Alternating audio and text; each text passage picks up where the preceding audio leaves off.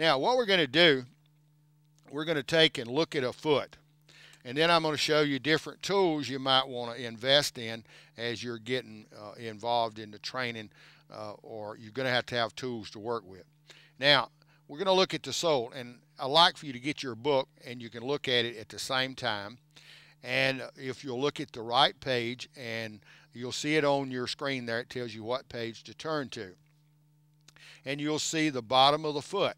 So I'm going to go over it with you momentarily. Now, this is your sole. A horse has 3 soles.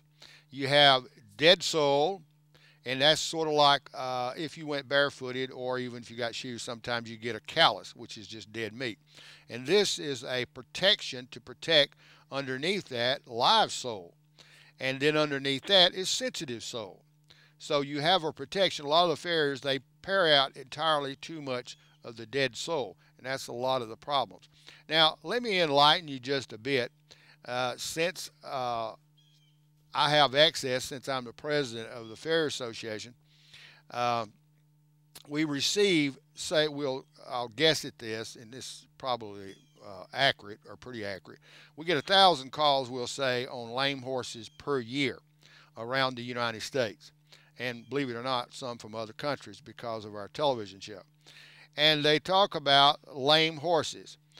The majority, I would venture to say 98%, when they talk about lame horses, their horse was lame, it was done in trimming, not shoeing. And so I think we need to teach more about trimming, because, you know, if you're laming more horses on trimming, it's something we all going to have to look at. Now, so this is, you have 3 soles. Let's go over it again. You got dead sole, underneath that's live sole, underneath that is sensitive sole. Then you got here your bars, and you can follow along in your book. And you'll find these on your bars. Only one time in trimming, when you trim a foot, if it's coming too far down, you might want to take a little off. But you leave the bars in. You take the bars out. Most of the shearers do in trimming, simply because it's less of a dirt trap. Okay?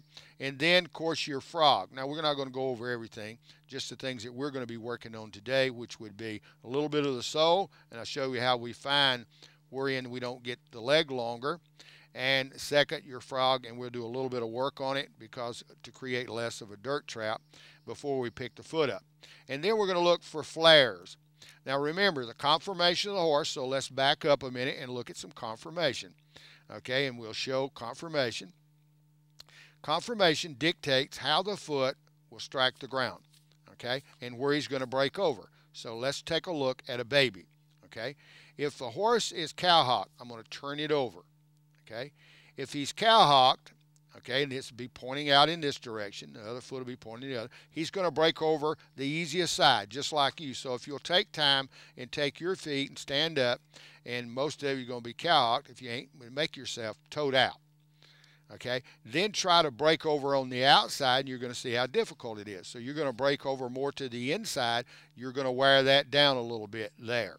Okay, and then you're going to wing in motion and land on the outside heel. And when you do, you're going to wear that heel down a little bit. Okay, so let's turn the foot over. So if we're breaking over here, we're going to wear out a little toe. Then we want to take a little bit of toe with our rast, or if we're keeping him trim. Now we're talking about 2 different things here. We take a little bit off of the opposite side, and then on the heel, one of them's going to be wore down more than the other, so we go to the other side and take a little bit off the other. And in other words, we're talking about breaking over and lateral and medial balance. Okay, instead of getting up here trying to rasp the whole foot. Now, if the foot is real long, we might want to do some nipping. Okay, so this is a tool we're going to need for our nipping. We're going to need a set of nippers. Now, a set of nippers, they're different in prices. But a good set of nippers is going to run you over $100, okay? So you're going to need a set of nippers, all right? Then you're going to need a rasp, okay? And those run, they vary, but most of them are around in the $20 bill or $22 somewhere. It's going to where you buy it, but a good rasp. And the one I like is the Save Edge. And of course, most any farrier supply is going to have good rasps. They're not going to sell bad ones. Okay, but that's just what I prefer. Then you're going to need a handle. and these screw on and screw off. I like the longer ones, and you can get all kind of expensive ones. This is just a wood handle that screws on your rasp, okay? And they're not that expensive, a couple of bucks. So you're going to need a rasp and a handle and a nippers, set of nippers, okay? And then you're going to need a hoof knife. And the hoof knife, usually, I keep it in my pouch or laying on top of my box according to what I'm doing. Now, in this particular stand here, we've got magnets, so you can put your rasp or whatever on that. There's different kinds of stands, and you can put magnets on them if they don't have them, or you can buy them with magnets on it. Makes it a lot easier on you. And sometimes they'll stick there pretty good. Okay, so we're going to move these out of the way and get those out of the way for me. So we went over, we need a rasp, we need a hoof knife, and we need a set of nippers. That's going to get us started in our trimming. Now I'm going to introduce to you a different kind of tool. And so I'm going to let you look at this. This is a very lightweight tool, and it's a chainsaw. This is actually a chainsaw blade here, and you get two different blades. Now this is a tool, if you're going to use it, I'd recommend you get a chainsaw glove. And you'll see me use it because it's much easier. And this is a variable speed.